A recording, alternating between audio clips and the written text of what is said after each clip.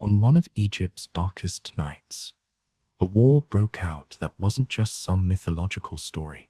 This was about real power, revenge, and way more than just justice. The clash between Anubis, the dog-headed god of death, and Horus, the falcon-headed sky god, would change the course of Egyptian history forever. In the story I'm about to tell you today, you're not just going to learn about two gods fighting each other. You're also going to discover ancient Egypt's biggest secrets, some mind-blowing archaeological finds, and why this legend is actually way more important than you think. Because this story, it's really about humanity's oldest and deepest conflict between death and life. And recent archaeological evidence shows this myth was actually way more complex and real than anyone imagined. Every great war has a beginning, and this story starts with the horrible death of Osiris, Egypt's most beloved god. Picture Osiris, this green-skinned guy, wrapped up like a mummy who controlled Egypt's fertile lands, the Nile floods, and life after death. He ruled Egypt fairly alongside his wife Isis. People loved him, and everything was perfect. But his brother Set was completely different. Set was the desert god, master of chaos and jealousy, and his envy of Osiris drove him to commit a terrible murder. Modern archaeologists found papyrus scrolls at Abydos in 2019 that revealed the real historical roots of this story. This wasn't just a myth, it was also a mythological telling of an actual political conflict that happened around 3100 BCE. Picture that night. Osiris shows up at what he thinks is just a regular dinner party. Set brings this gorgeous coffin that he had specially made to fit Osiris's exact measurements and says, "Whoever fits perfectly in this coffin can have it as a gift." Of course, only Osiris fits because the coffin was made specifically for him. But the moment he gets in, Set slams the lid shut, seals it with lead, and throws it into the Nile. Osiris drowns, but the story doesn't end there. Isis finds her husband's body and mummifies him. That's actually how mummification was discovered, and then magically brings Osiris back to life just long enough for her to get pregnant by him. This child would become Horus. But Set cuts Osiris's body into 14 pieces and scatters them across Egypt. Isis collects all the pieces except one part that fish had eaten. In 2021, new tombs found at Saqqara actually contained ritual objects representing Osiris parts in 14 different locations, showing this story was based on real ritual practices. So where does Anubis fit into all this? This is where things get messy, because there are several different versions of who Anubis actually was, and each one changes how the story plays out. According to one version, Anubis is actually Osiris's son, but his mother isn't Isis, it's Nephthys, who happens to be Set's wife. Here's how that story goes. Nephthys falls in love with Osiris and tricks him by pretending to be Isis. They sleep together, and Anubis is born. When Set finds out about this, he goes absolutely crazy. Not only does he kill his brother Osiris, but he also can't stand the child who came from his own wife, but has Osiris's blood. So Anubis becomes both Osiris's son and Set's stepson. And naturally, he's the first one to mummify his father Osiris, because death and mummification are totally Anubis's thing. But in another version, and this one's backed up by new hieroglyphic texts found at Dendera Temple in 2020, Anubis is a much older god who's actually older than Horus. In this version, Anubis is seen as the rightful heir to the underworld, and he was already the master of death stuff way before Osiris died. Either way, when Horus grows up, there's a problem: who's the real heir to Egypt's throne? This isn't just a mythological question in 2022. Priest tombs found near Memphis actually show evidence of conflicts between Anubis cult priests and Horus cult priests. The tomb inscriptions mention the Great Division and War of the Gods, proving this mythological story reflected real religious conflicts. When Horus grows up, he wants to avenge his father Osiris and take over Egypt's throne. But he's not just facing his uncle Set. Anubis is in the picture too, because Anubis sees himself as Osiris's true heir, being the master of the underworld, and honestly, He's got some valid points. He mummified his father, taught death rituals, and established the whole order of the afterlife. Horus is like, I'm Osiris's only legitimate son. The throne is my right. This argument turns into a huge fight in the Council of Gods, but modern archaeological discoveries show us what this war actually meant. Papyrus scrolls found at Saqqara in 2019 reveal this story was actually about a power struggle between two different priest castes. The Anubis cult and Horus cult had been fighting for centuries over Egypt's religious authority. Anubis priests were economically powerful because they controlled mummification techniques. Everyone was going to die, and everyone needed to be mummified. Horus priests were politically powerful because they controlled royal ideology. Every pharaoh was seen as Horus's representative on earth. In new tombs found in the Valley of the Kings in 2021, there's evidence these two groups sometimes worked together and sometimes were in open conflict. Some tombs have both Anubis and Horus symbols together, while others show one group's symbols deliberately destroyed by the other group. The real war starts psychologically, not physically, and the psychological battle goes deep into Egyptian society. Anubis, as the master of death, has control over people's biggest fear. He's basically saying, I decide what happens after you die. I weigh your hearts against my feather. I judge your sins. What can Horus offer you in life? This isn't just a mythological threat. Anubis priests actually did control the death process. Mummification was expensive, and if you ticked off the Anubis priests, you wouldn't get proper mummification after death, which meant your soul would be lost forever. Horus takes a different approach. He represents life itself. I'm daylight, I'm your hope, your future. He says, Anubis only offers you death, I offer you life. Horus priests had real power too. Agricultural techniques, war strategies, trade routes were all under their control. If a pharaoh lost Horus's support, he'd lose his kingdom too. This conflict creates a deep dilemma in Egyptian minds. Should we focus on life after death, or should we focus on making our current life better? According to texts we found in papyrus scrolls, two different worship styles developed in Egypt during this period. Anubis temples taught death preparation, mummification techniques, and spells needed for the afterlife journey. Horus temples taught life enhancement, agricultural techniques, military arts, and royal skills. A papyrus found in Luxor in 2023 shows a family sending their children to both Anubis and Horus temples, trying to benefit from both powers. According to mythological texts, the argument between the two gods eventually turns into physical combat, and the most famous part of this war is when Horus loses his eye. But there are several different versions of this eye loss story, and this shows how complicated the Anubis-Horus conflict really was. In the traditional version, Set rips out Horus's eye, but in other versions, Anubis plays a role in this fight too. Because Anubis, as the only god with sight into the underworld, tries to take away Horus's seeing ability. Relief carvings found at Dendera Temple in 2021 show a much more dramatic version of this eye loss story, where there's a real power struggle between Horus and Anubis. Anubis tries to blind Horus using the power of night, darkness, and death. Horus fights back with the power of sunlight. The battle gets so intense that according to the texts, the first red flowers on earth bloom from Horus's blood, and the first jackals in the desert are born from Anubis's breath. This isn't just poetic storytelling. Archaeologists found very ancient jackal burials and red flower seeds at Edfu in 2022, showing rituals were actually performed to reenact this story. The most critical moment of the battle comes when Horus makes a strategic mistake and lets Anubis get too close.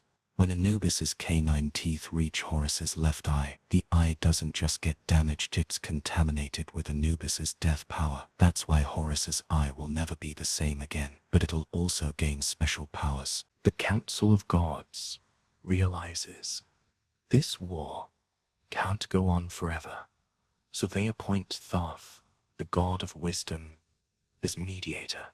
Thoth's solution is both surprising and practical. You're both right, but in different areas. He tells Anubis, you'll remain the master of death, but only at the moment of death, and immediately after.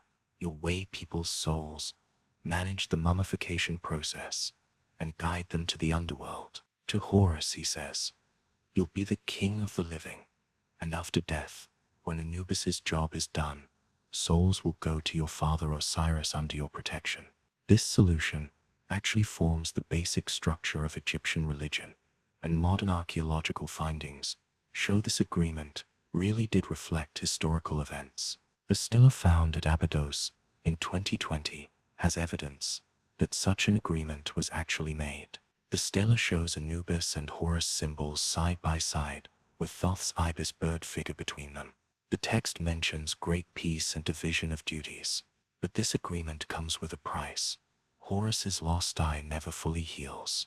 That eye becomes known as the Eye of Udjat, one of Egypt's most powerful protective symbols. What's interesting is that only half of this eye provides normal vision, while the other half provides otherworld vision, meaning Horus can now see both the world of the living and the dead. 2021 findings displayed in Luxor Museum show evidence that Eye of Udjat amulets weren't just used for protection, but also as bridges between two worlds.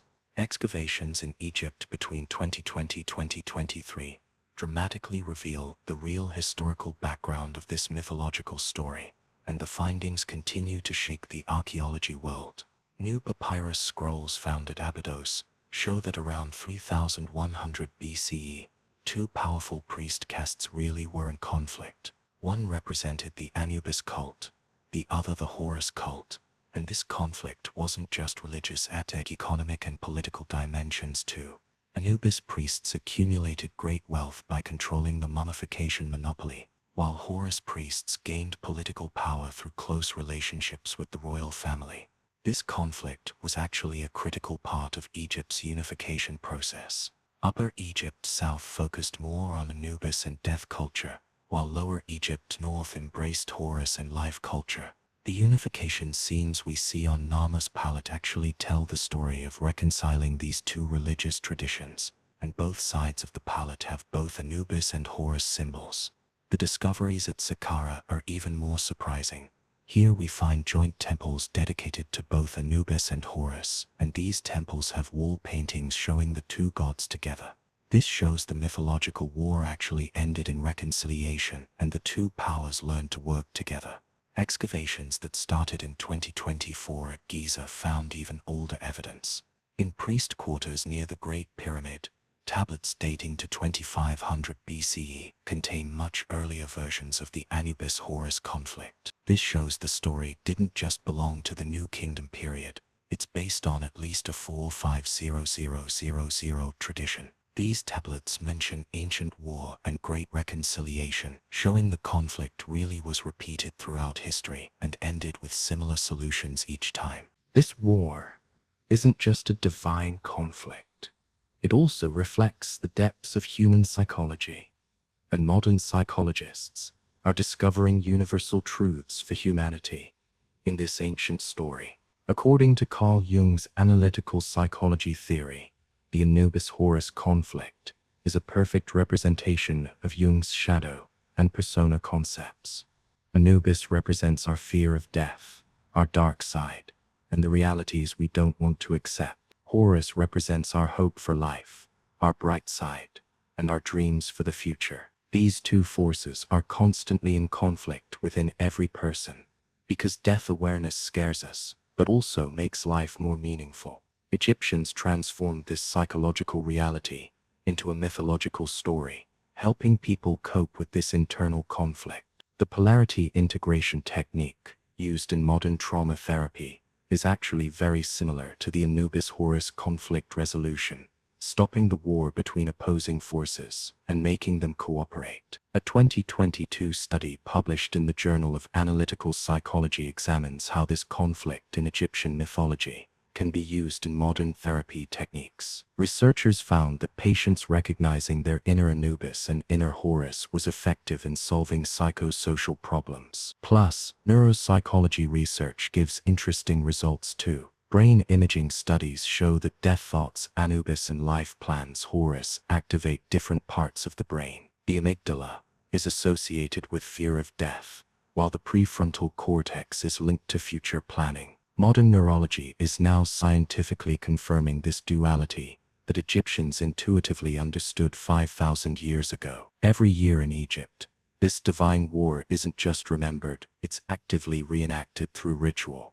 And these rituals play a critical role in maintaining Egyptian society's psychological health. The War of Anubis and Horus festival happens at the beginning of mummification season and lasts 3 days. Day 1. Anubis priests remind people death is inevitable, perform mummification rituals, and force people to face death. Day 2. Horus priests celebrate life's beauties, bless newborn babies, and make future plans. Day 3. Both groups unite to glorify Thoth's wisdom and celebrate the balance of death and life. Anthropologists who observed the modern version of this festival in Luxor in 2021 found the ritual still has powerful psychological effects. Participants reported decreased death anxiety and increased life satisfaction after the festival. This ritual helps Egyptian people overcome fear of death and see life as more valuable. Excavations at the worker village of Deir el-Medina show these festivals had social as well as religious functions. During festivals, people from different social classes came together.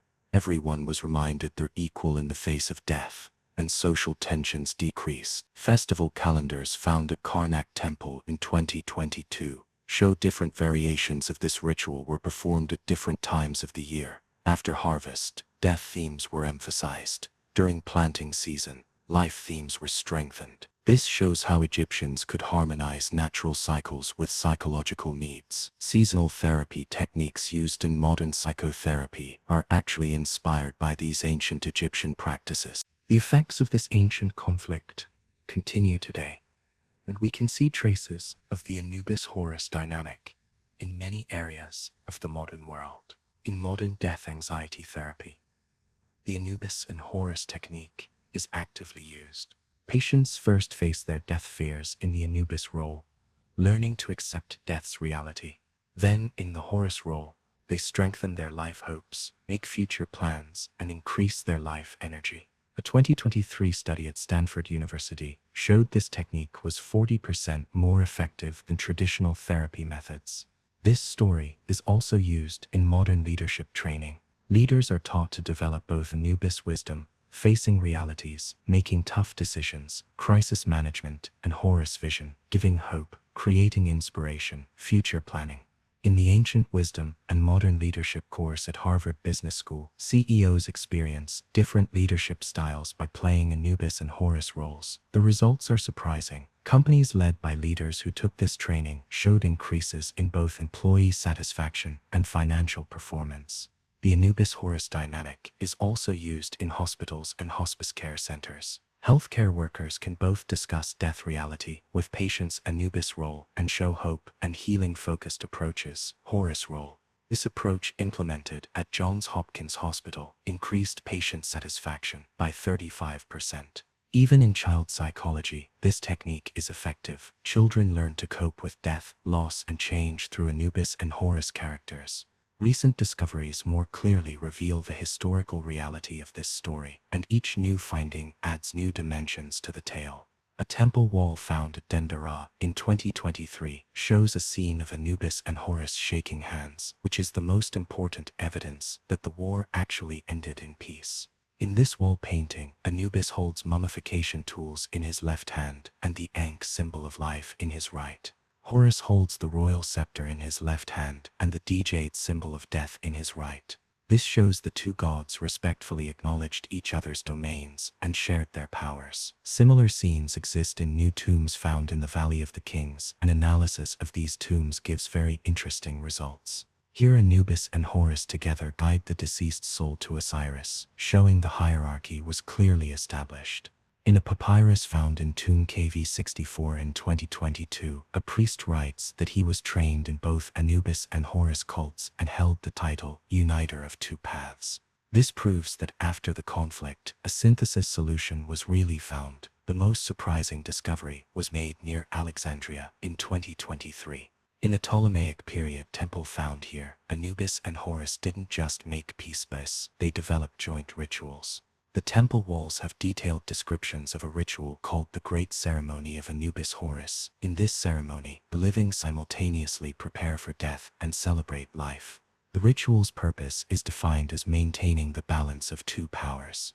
New excavations that began at Giza in 2024 found much older evidence. In priest residences near the Great Pyramid, tablets dating to 2500 BCE contain much earlier versions of the Anubis-Horus conflict. This shows the story didn't just belong to the New Kingdom period, it's based on at least a 4500-year-old tradition. These tablets mention ancient war and great reconciliation, showing the conflict really was repeated throughout history and each time ended with similar solutions. The conflict between Anubis and Horus goes beyond being just a mythological story and raises the deepest questions of existential philosophy. This war actually represents humanity's most fundamental dilemma. How will we make sense of our finite lives? Does our death consciousness enrich our lives, or does it affect them by limiting and frightening us? Modern existentialist philosophy, especially Heidegger's concept of being toward death, describes exactly this Anubis-Horus dynamic. According to Heidegger, being aware of death forces us to live more authentically. That's exactly Anubis's role. But at the same time, this awareness fills us with hope and directs us toward the future. That's Horus's function.